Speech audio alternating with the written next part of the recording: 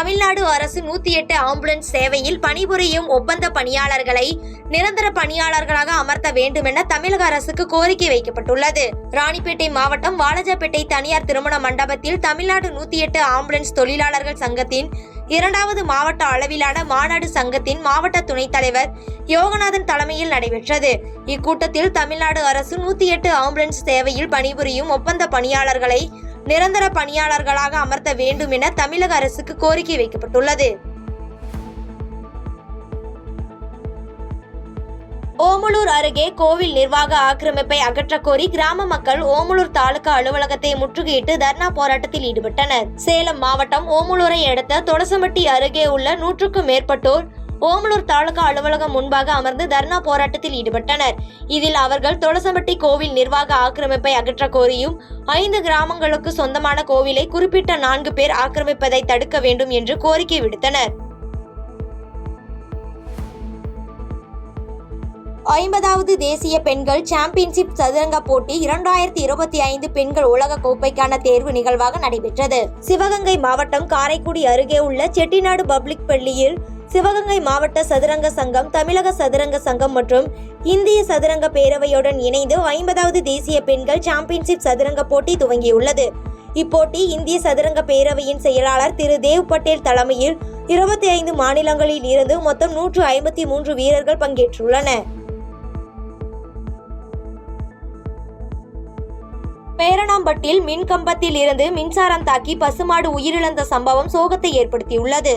வேலூர் மாவட்டம் பேரணாம்பட்டு இஸ்மாயில் என்பவருக்கு சொந்தமான பசுமாடு நகர்ப்புற ஆரம்ப சுகாதார நிலையம் அருகே உள்ள உயர் மின்னழுத்தம் கம்பத்தில் இருந்து மின்சாரம் தாக்கி பரிதாபமாக உயிரிழந்தது. இது குறித்து பொதுமக்கள் அங்கு வந்து காவல்துறையிடம், மின்வாரிய ஊழியர்களிடம் வாக்குவாதத்தில் ஈடுபட்டதால் பரபரப்பு ஏற்பட்டது. உயர்கல்வித்துறை அமைச்சர் கோவி செழியன் கலைஞரின் தாயார் நினைவிடத்தில் மாலை அணிவித்து மரியாதை செலுத்தினார். திருவாரூர் அருகே உள்ள காட்டூரில் புதிதாக கட்டப்பட்டுள்ள கலைஞரின் கோட்டத்திற்கு வருகை தந்த உயர்கல்வித்துறை அமைச்சர் கோவி செழியனை மாவட்ட கழக செயலாளரும் திருவாரூர் சட்டமன்ற உறுப்பினருமான பூண்டி கலைவாணன் மாலை அணிவித்து பூங்கொத்து கொடுத்து வரவேற்றார். அதனைத் தொடர்ந்து காட்டூரில் உள்ள முன்னாள் முதல்வர் கலைஞர் கருணாநிதியின் தாயார் அஞ்சுகம் அம்மையாரின் நினைவிடத்தில் மாலை அணிவித்து மரியாதை செலுத்தினார். உப்பாறு அணைக்கு தண்ணீர் திறக்க கோரி பொள்ளாச்சி பொதுப்பணித்துறை அலுவலகத்தில் விவசாயிகள் தொடர் காத்திருப்பு போராட்டத்தில் ஈடுபட்டனர். திருப்பூர் மாவட்டம் தாராபுரம் அருகே உள்ள உப்பாறு அணையால் பயனடைந்த 6000க்கும் மேற்பட்ட ஏக்கர் நிலங்கள் தண்ணீர் திறந்துவிடப்படாததால் பாதிக்கப்பட்டு வருகின்றன. இதனால் திருமூர்த்தி அணையில் இருந்து PAB பாசன திட்டத்தில் உபரி நீரை திறந்துவிட கோரி பொள்ளாச்சி பொதுப்பணித்துறை அலுவலகத்தில் விவசாயிகள் காத்திருப்பு போராட்டத்தில் ஈடுபட்டுள்ளனர். பொள்ளாச்சி ரயில் நிலையத்தில் முன்பதிவு சேவை மையம் மூடியதால் ரயில் பயணிகள் அவதிக்குள்ளாகினர். கோவை மாவட்டத்தில் பொள்ளாச்சி ரயில் நிலையத்தில் 2 முன்பதிவு சேவை மையங்கள் செயல்பட்டு வந்த நிலையில் திடீரென ஒரு சேவை மையம் மூடப்பட்டது. இதனால் முன்பதிவு செய்ய வந்த பயணிகள் பெரும் அவதிக்குள்ளானதால் மூடப்பட்ட முன்பதிவு சேவை மையத்தை உடனடியாக திறக்க வேண்டும் என்று ரயில்வே நலசங்க நிர்வாகிகளுக்கு பொதுமக்கள் கோரிக்கை விடுத்துள்ளனர். காவேரி மருத்துவமனையில் 500 எலக்ட்ரோபிசியாலஜிக்கல் சிகிச்சைகளை செய்து முடித்து சாதனை படைத்துள்ளனர்.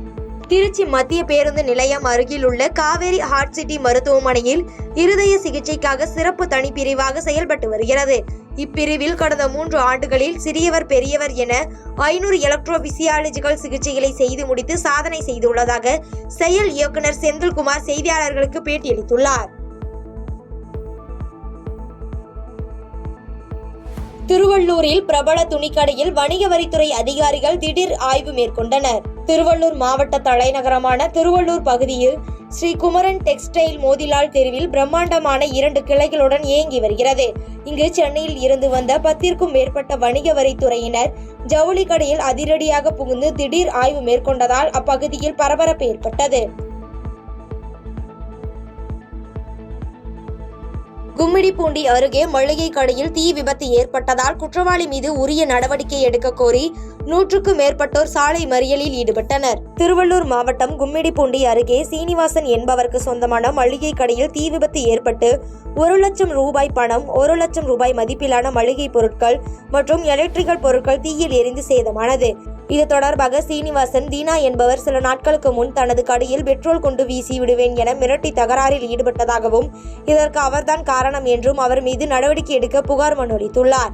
இருப்பினும் காவல்துறை அவரை கைது செய்யாததால் ஆத்திரமடைந்த பூவளம்பேடு கிராமத்தைச் சேர்ந்த பொதுமக்கள் சுமார் 100க்கும் மேற்பட்டோர் சாலை மறியலில் ஈடுபட்டு போலீசாரிடம் வாக்குவாதத்தில் ஈடுபட்டனர்.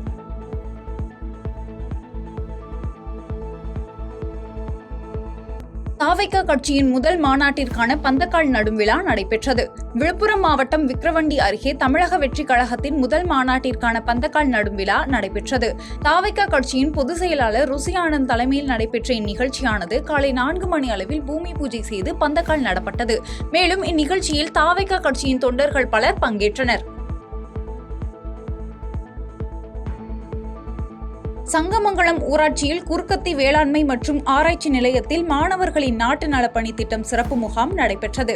நாகை அருகே சங்கமங்கலம் ஊராட்சியில் குறுக்கத்தி வேளாண்மை மற்றும் ஆராய்ச்சி நிலையத்தில் மாணவர்களின் நாட்டு நலப்பணி திட்டம் சிறப்பு முகாம் நடைபெற்றது. இம்முகாமில் கலந்து கொண்டு பேசிய MP செல்வராஜ் தாய்ப்பாசத்தை வெளிப்படுத்தும் வகையில் பாடல் பாடி மாணவர்களின் நாட்டு நலப்பணி திட்டத்தை துவங்கி வைத்தார். மேலும் இதில் MLA, கல்லூரி மாணவர்கள் என பலரும் கலந்து கொண்டனர். கழிவுநீர் வாய்க்கால் அமைக்காமல் சாலை அமைக்கும் பணிகள் நடைபெற்று வந்ததால் அப்பகுதி மக்கள் போராட்டத்தில் ஈடுபட்ட சம்பவம் பரபரப்பை ஏற்படுத்தியது. தேனி மாவட்டம் ஆண்டிப்பட்டி அருகே ஆரப்பட்டி தேவன்பட்டி பகுதியில் கழிவுநீர் வாய்க்கால் அமைக்காமல் சாலை அமைக்கும் பணிகள் நடைபெற்று வந்ததால் அப்பகுதி மக்கள் போராட்டத்தில் ஈடுபட்டனர். இந்நிலையில் தகவல் அறிந்து சம்பவ இடத்திற்கு வந்த ஊராட்சி ஒன்றிய அதிகாரிகளிடம் பொதுமக்கள் கழிவுநீர் வாய்க்கால் அமைத்த பின்பு சாலையை அமைக்க அனுமதிப்போம் என்று வாக்குவாதத்தில் ஈடுபட்டதால் சாலை அமைக்கும் பணி நிறுத்தப்பட்டது. தாராபுரம் அருகே 10 கோடியே 10 லட்சம் மதிப்பில் 20 புதிய திட்டப்பணிகள் தொடங்கி வைக்கப்பட்டது. திருப்பூர் மாவட்டம் தாராபுரம் அருகே 10 கோடியே 10 லட்சம் மதிப்பில் 20 புதிய திட்டப்பணிகளை அமைச்சர் மு.பே. சாமிநாதன் மற்றும் மனிதவள மேலாண்மை துறை அமைச்சர் என். கயல்விழி செல்வராஜ் ஆகியோர் துவக்கி வைத்தனர்.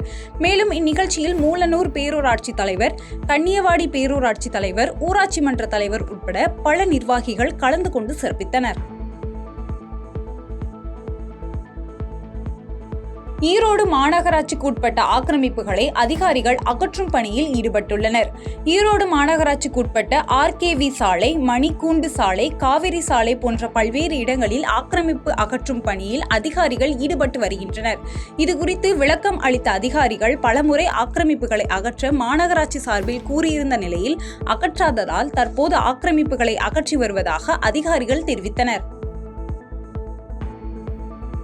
பாதகம் செய்பவரை கண்டால் நாம் பயங்கொள்ளலாகாது பாப்பா.